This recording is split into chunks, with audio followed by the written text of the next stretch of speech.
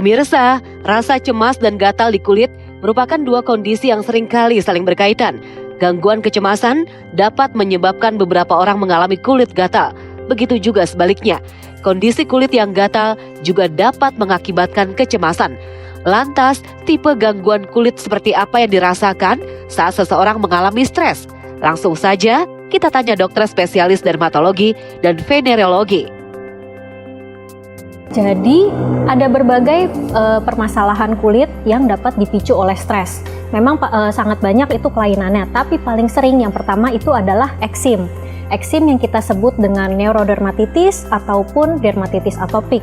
Ini merupakan kedua jenis eksim yang berbeda, tapi pada umumnya itu pencetusnya adalah stres. Nah, yang kedua, yang paling banyak itu permasalahan kulit akibat stres adalah jerawat.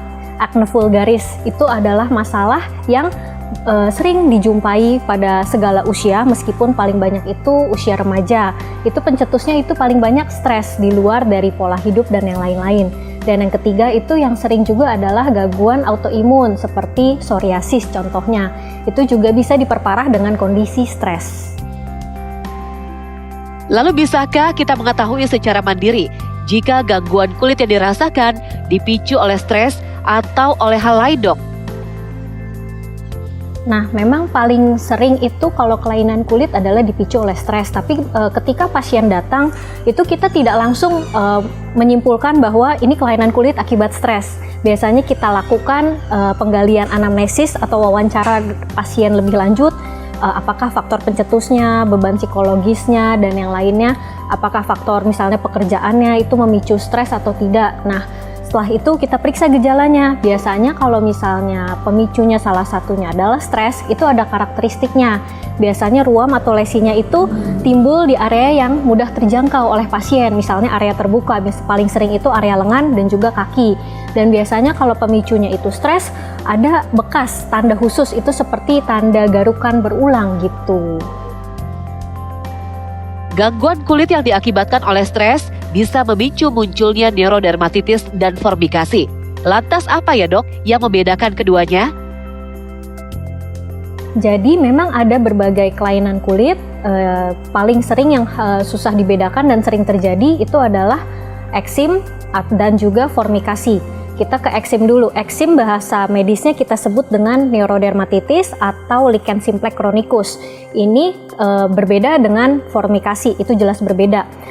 Pertama dari definisinya. Jadi kalau neurodermatitis itu merupakan peradangan kulit yang terjadi akibat stres. Biasanya dia ada lesinya. Sedangkan kalau formikasi itu biasanya pasien itu mengeluhkan ada sensasi seperti sesuatu yang berjalan, katanya itu ada serangga atau sesuatu yang berjalan di kulitnya, dan pasien itu merasa risih dan biasanya ada gejala gatal tapi tidak dominan. Jadi dia dominan ada sesuatu yang bergerak di kulitnya. Paling sering katanya seperti ada serangga yang merayap di kulitnya, dan gejalanya memang berbeda. Yang satu gatal, yang satu seperti ada yang berjalan di kulitnya.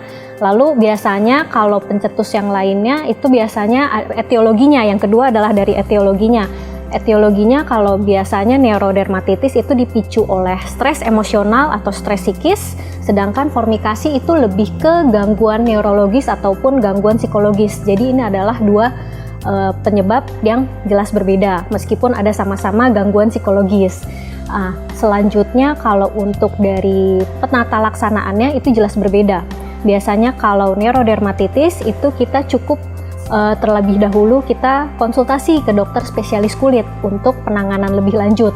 Sedangkan kalau untuk formikasi, karena dia tidak ada lesi khusus, biasanya kita lakukan rawat bersama atau konsultasi dengan psikolog atau spesialis jiwa atau psikiater, begitu.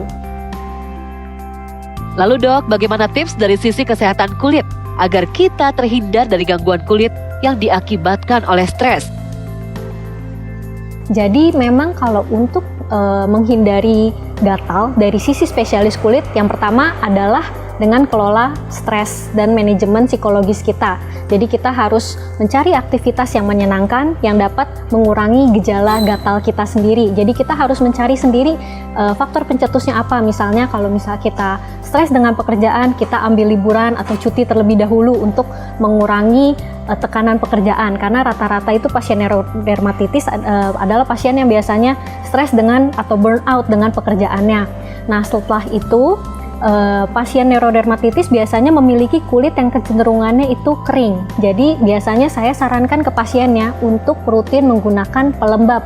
Rutin minimal 2 kali sehari itu setelah mandi, dan gunakan itu pelembab yang tidak mengandung pewarna maupun pewangi yang tidak mengiritasi kulit gitu. Jadi seterusnya biasanya pasiennya harus menggunakan pelembab secara berkelanjutan untuk mengurangi gejala dari gatalnya. Dan yang ketiga, biasanya kalau gejalanya sudah tidak membaik dengan manajemen stres ataupun dengan penggunaan pelembab, itu kita butuh untuk konsultasi lebih lanjut ke dokter spesialis kulit untuk pemberian terapi tambahan. Itu bisa terapi minum ataupun terapi yang dioleskan.